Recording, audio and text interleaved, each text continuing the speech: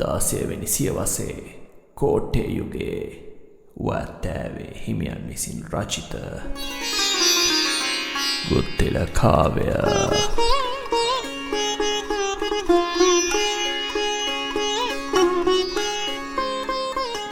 ගුත්තිල මහසිපි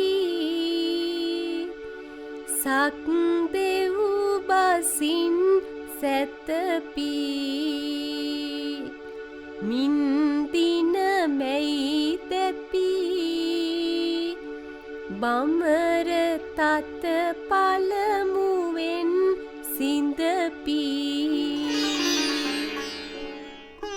ගුත්තිල මහා ශිල්පියා ශක්‍රයාගේ වචනයෙන් සතුටට පැමිණ දිනන්නෙමේ ආඩම්බරව පළමුවෙන් බඹර තත සිඳ දැම්මේ